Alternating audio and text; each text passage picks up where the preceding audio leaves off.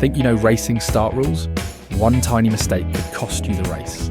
Stay tuned, we're breaking down recent rule changes and essential tactics for competitive sailing.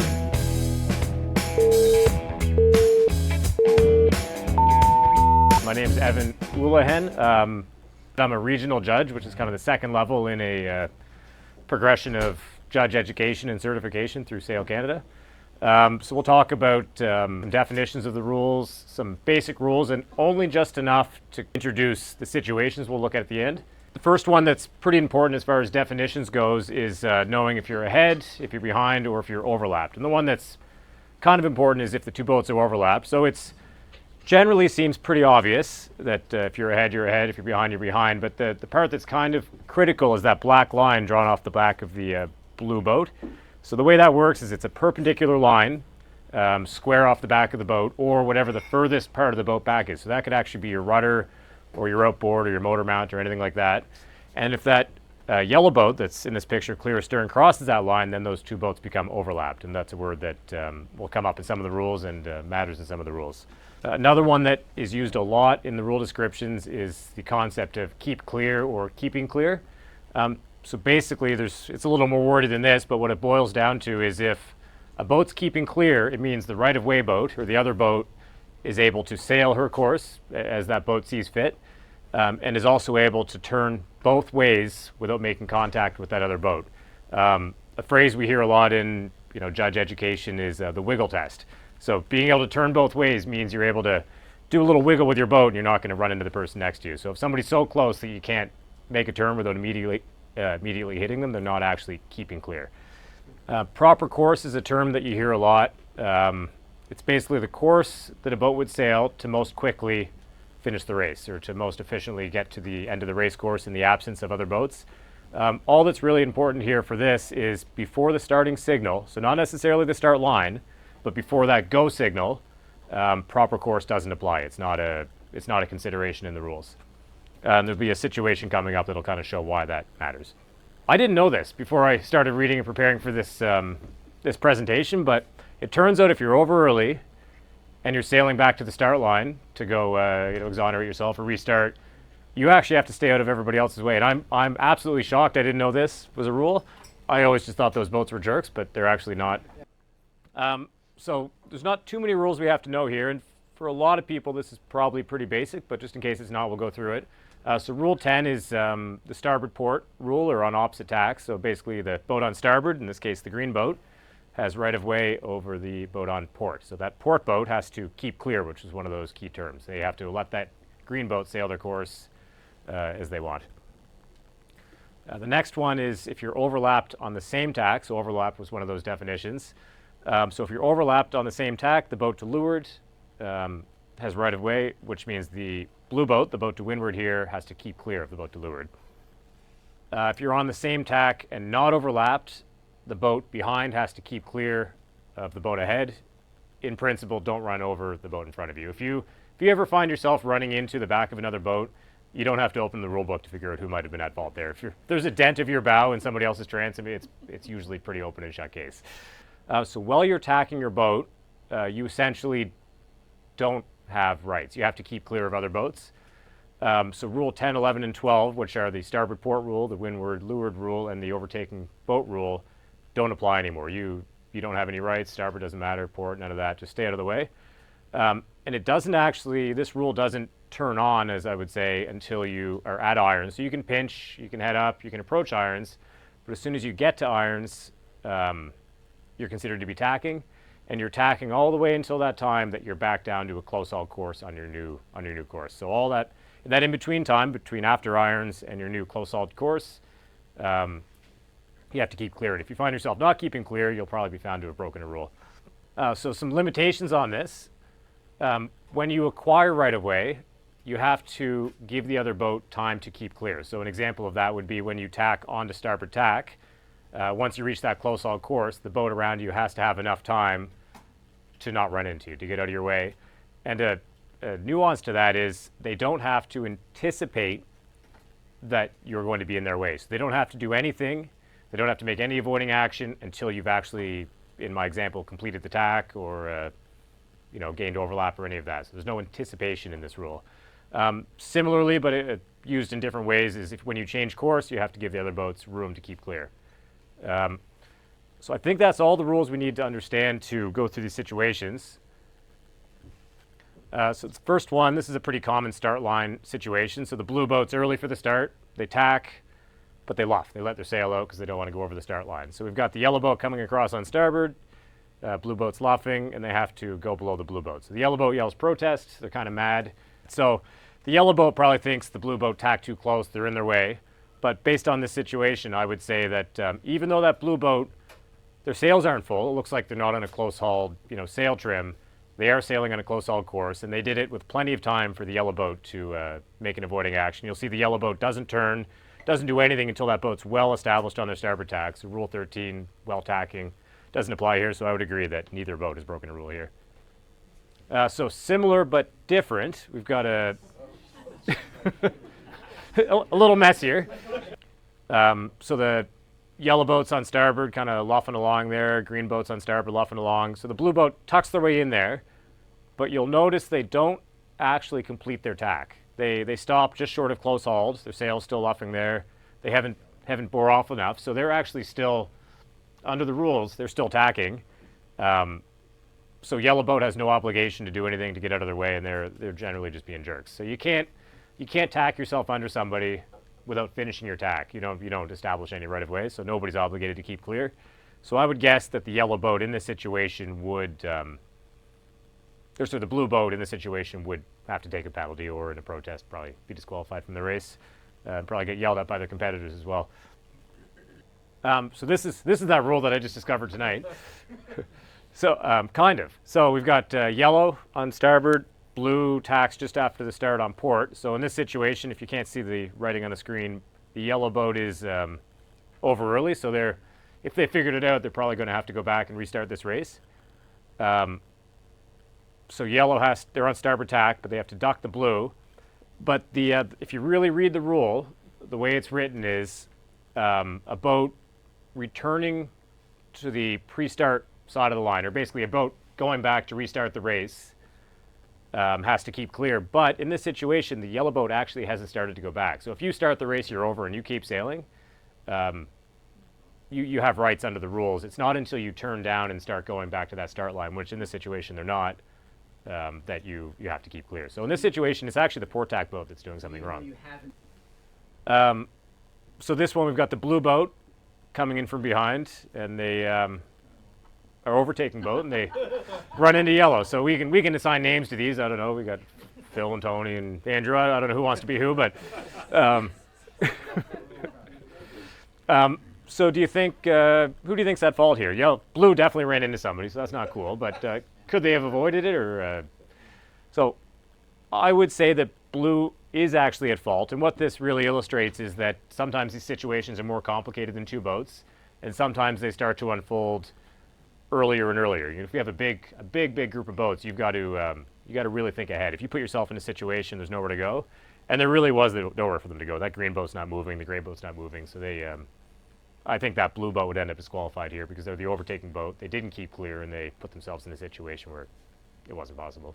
So here's another one. So two boats sailing towards the start line. That blue boat luffs, forces the yellow boat to change course, and they start the race. So the starting signal happens at position 3 right there.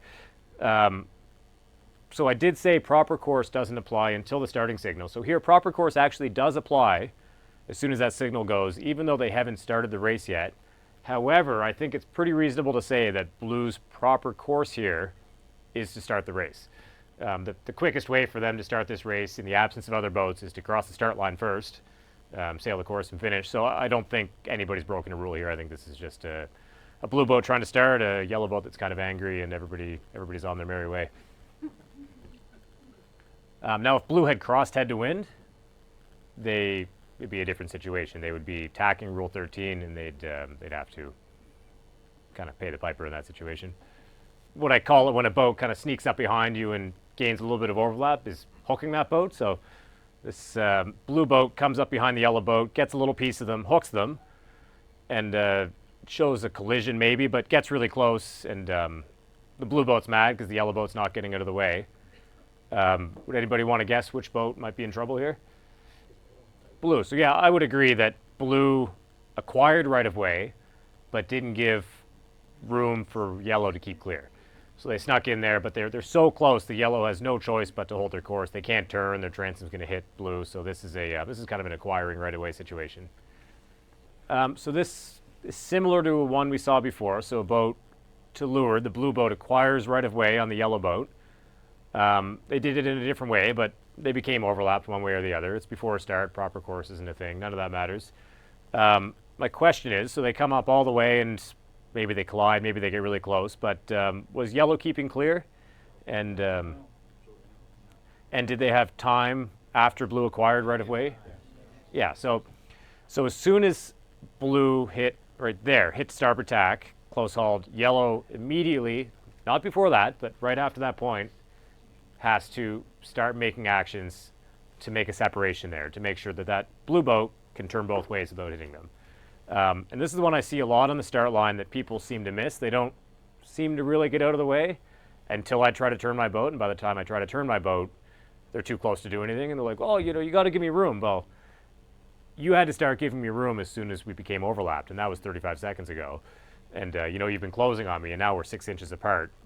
That yellow boat, in that situation, would be breaking a rule. They had plenty of time to separate. As soon as you're overlapped with someone, you got to really put some distance between you, because if you're not allowing that other boat to be able to make some zigzags, you're not complying with the rules.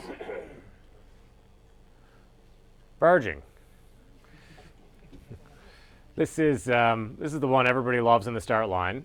So barging isn't a term used in the rule book. It's not a rule. It's not a phrase, but it's a word we all use, and we use it to describe a certain situation. And that situation is two boats coming into the race committee boat. We can go to an animation. And windward leeward. So red boat is leeward. Green boat is windward. The race committee boat doesn't apply under Rule 18, which is rules at marks and obstructions. So there's no room at a start. There's no obligation to let somebody in there. But there's a couple different versions of this, and it's important to know the difference. So in this situation, green has the ability, like they're not keeping clear of red. Green could bail out, they could get out of the way, but they don't. And then red, being a prudent sailor, not trying to cause a collision, they make a turn, they let green in anyway. So in this situation, I would say green has broken a rule. They have barged, as we say, or they've not kept clear as the windward boat, kept clear of the leeward boat. So I've got 4 versions of this. So here's version 2, so 2 boats coming in. And then they come up together and they start the race. In this version, I would say the red boat is being very kind.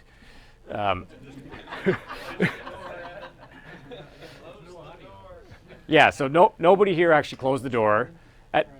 At all times, at every part of the situation, I think that red boat is able to turn both ways.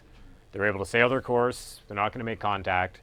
So green in this situation has kept clear. They've kind of met their obligation under the rule, and they've kept clear as the windward boat of the leeward boat.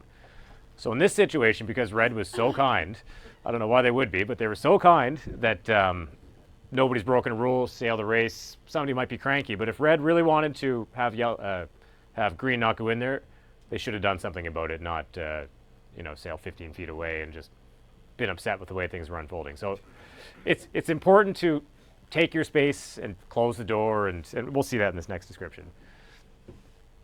So here, red puts their boat physically in the way of the green boat, gives them no other option but to bail out. But important, they give them room to bail out. So if you don't give the boat room to bail out, you're also in a bit of a situation.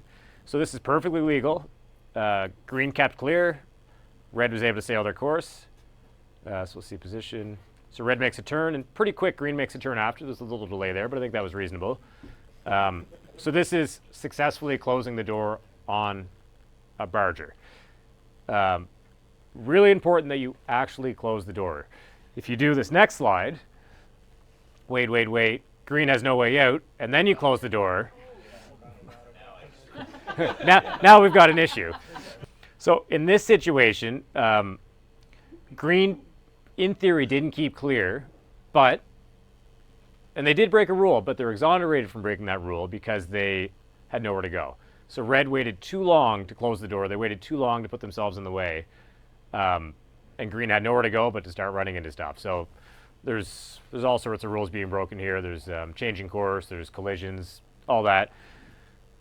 Really, the biggest takeaway is close the door. If you want to stop somebody from barging, put your boat physically in their way and make sure there's no hole to go into, and do it early and do it deliberately, because if you let somebody in there, you're kind of on your own. There's nothing you can do. By the time you get to position 3 here under the race committee boat, you can't force them to run into the back of them. So if you've let it get that far without getting in their way, there's nothing that can happen anymore. Okay, so that's all the rules, that's all the situations. If you guys find this stuff cool, and I kind of do, there's ways you can learn more. I would highly recommend flipping through the Racing Rules of Sailing book. You don't have to know every rule. You don't have to know where they are or know what's going on, but just be familiar with the book so you know what's in there, how it's laid out. There's different parts, different sections, and only a small part of it is actually about when boats meet on the race course.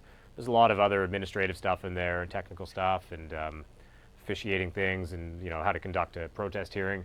Not all that's as important for your racing, but it's important to understand those intricacies of part 2 of the rules, which is when boats come together. Colleen's doing a rule talk, so she'll probably dig into more of the things I just breezed over, just the introductory stuff there. She'll dig into more of what that all means.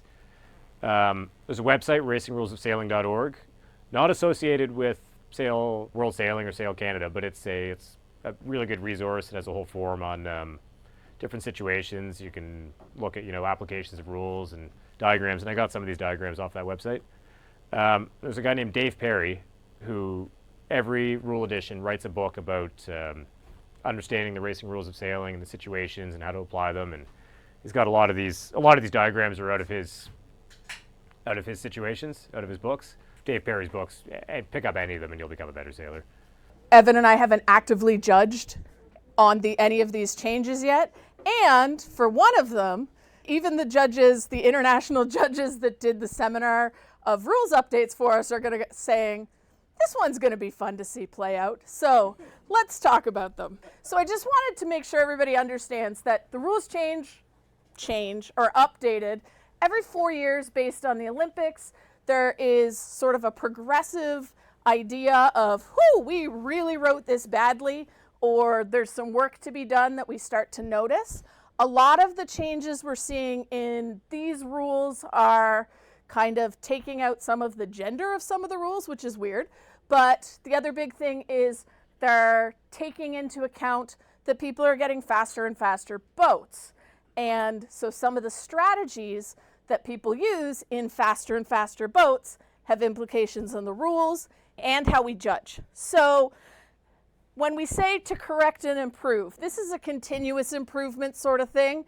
There's definitely going to be some probably amendments out of a couple of these, if not some really strong case books. So as judges, we get a lot of stuff. It is all available on worldsailing.com. And so this is sort of to anticipate and respond to these much faster boats and everybody having instruments. So you can get them for free at sailing.org racing rules, and there's a version that has everything highlighted that's changed and the little notes of why in the margins for all you nerds out there, other than me. I know we all want to talk about strategy, but in order to really talk about strategy, we need to understand the changes to the rules. Most of them don't really impact what we're doing a whole lot. The one that's really going to impact people the most is there's some changes to the mark room one. So essentially, definition of sailing the course has been adjusted to technically finish. You have to go partially through the finish line, but you don't, and you need to be intending to finish, but you don't actually need to fully cross the line. You haven't for the past couple of years. They just sort of cleaned up the wording a little bit. This one I'm not super concerned about people knowing. The one that I'm super concerned about, and this is not just going to be an us problem, this is going to be a worldwide problem. So Racing Rule 14 used to essentially say, please don't hit people. The problem with that was they didn't define who we can hit. Now they're saying we cannot cause contact between boats. This now includes the mark boats and the committee boats. Please don't hit them. So just be aware that this change happened. The other thing that hasn't been a thing for a few years, but a lot of people don't actually know, is insurance doesn't care what judges and protest rooms think anymore. So you don't have to go through that process. It may help your case slightly, but they really don't care. And this is a common one that we've come across at a lot of regattas, that people think they need to come into the protest room, even though they've already done the, good sportsmanship, I'm gonna pay for that handshake out in the parking lot. If you guys have it agreed, deal with your insurance right away, or deal with your insurance on your own. They don't care what we think. And so that's a common misconception, because I think about 12 years ago, it was completely the opposite of that. So here we have blue coming into this mark on port, and we have two other boats coming in on starboard, and blue is kind of pushing their way through. And so the problem here is that yellow is the one who caused the contact to happen. And so there are a lot of questions about this, which we've seen everything from we've seen Sail GP boats get pushed into into marks. We've seen, especially with these new fancy marks we're using, they're not those inflatable tets that if you hit, you're not doing damage to everything. With these new mark robots, you hit that's expensive, and it's probably going to do damage to your boat. So there are a few little changes to the proper course. So the change here is that it used to be that blue was able to sail up above her proper course because yellow tacked onto them. And so now, because of the slight wording change where they're saying it doesn't matter, you can sort of get this slam dunk again that had sort of been weaned out of the rules a little bit, because it used to be that blue had to keep her course. On the new one, blue is not allowed to sail above, and so she is breaking this now. In the last slide, she wasn't. The challenge is always going to be, when we have perf racing and different boats, is that where close hauled is and where that tight to the wind is going to be different. So if you have a lower pointing boat and a higher pointing boat, that lower pointing boat now has a little bit more incentive to go, I got to get out of here. And so makes it a little bit more challenging. This one I don't think is going to be that big a change for those of us who perf race. For one design racing, I think this is going to make a difference. So they've just sort of added in mark or obstruction and leave it astern. So this is when we get into rounding marks.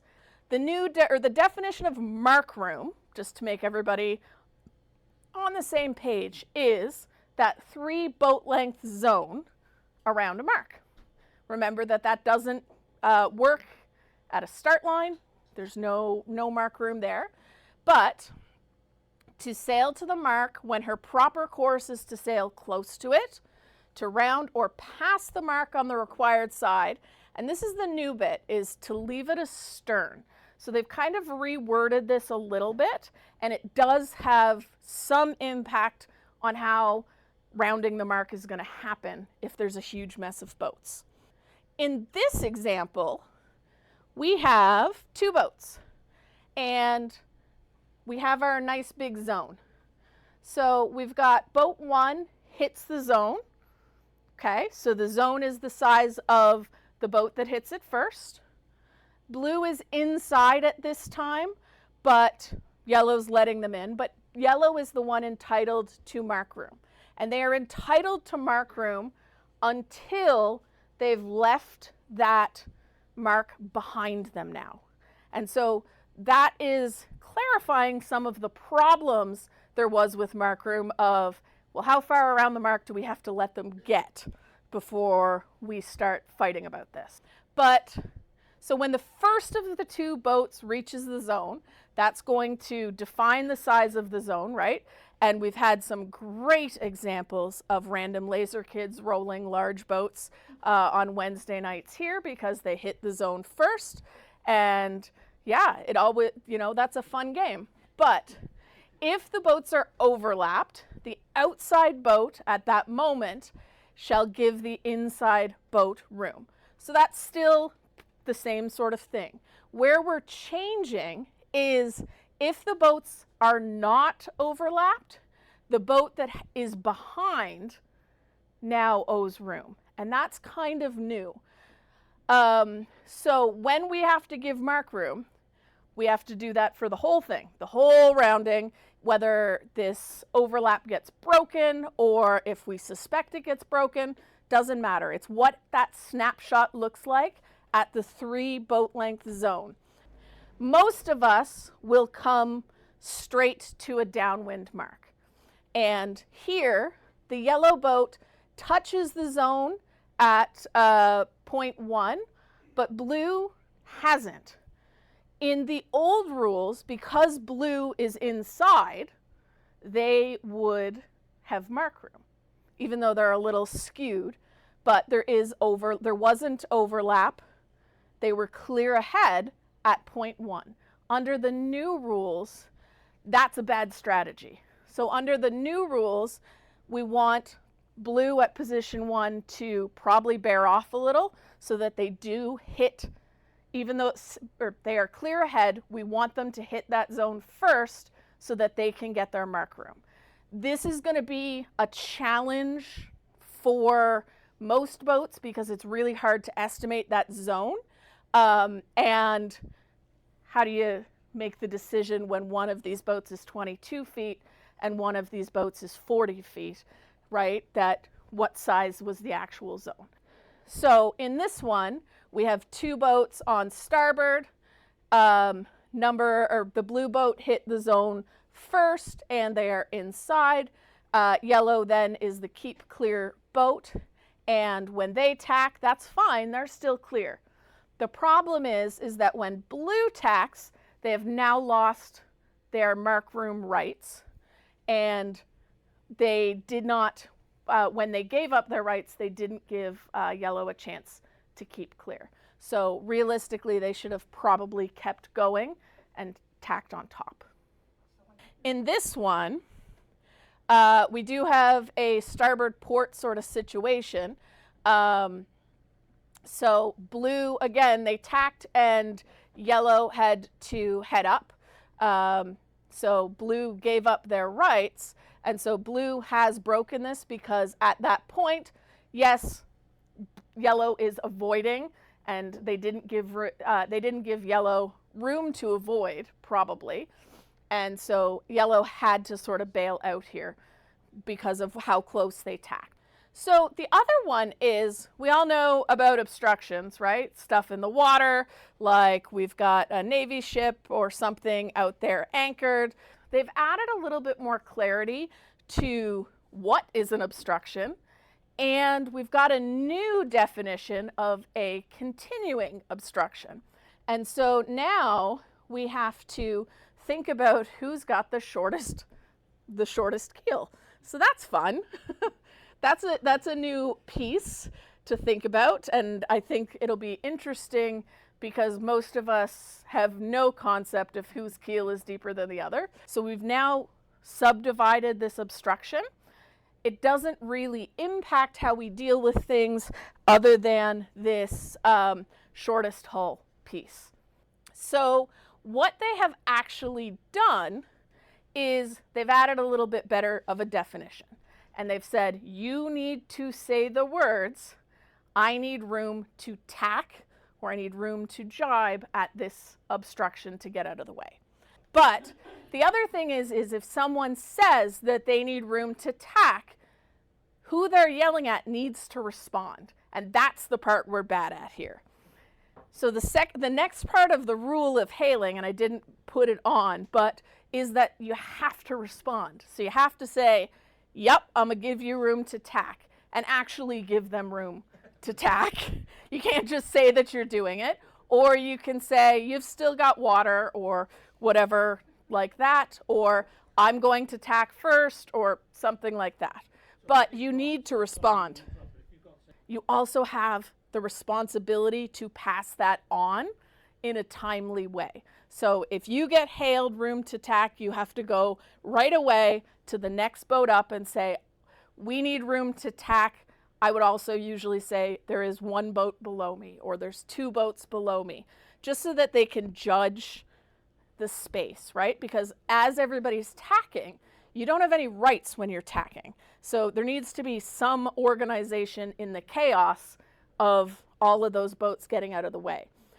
If you think that you're in the right, you get out of the way so that there's not a collision and yell, you didn't really need that protest, right? Or just yell protest, right? And that's the other thing that we're not great at here. We'll yell a lot of things. We will not yell protest, because the biggest things that we see are people wait a long time. The big example that we always see is that you can't find your flag. There's a reason that you see all the top boats and me, not a top boat, but you know, I've got my protest flag wrapped. I can pull it. It's out in 10 seconds. There's a reason for that. And that's because the panel of international judges has said that a reasonable response to get that protest flag up and hail is under 15 seconds. And most of the time they want it under 10. That's fast.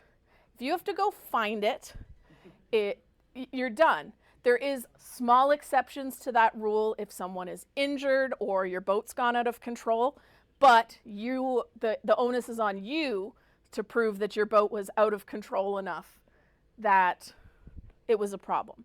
There are provisions in the rule if somebody who's like sailing on the opposite way from you and like they're out of earshot, doesn't hear you, you still need to get your flag up, but you can tell them later. Like, you still yell protest so any boats near you hear that it was there, and they all look and feel really self-conscious for a couple minutes.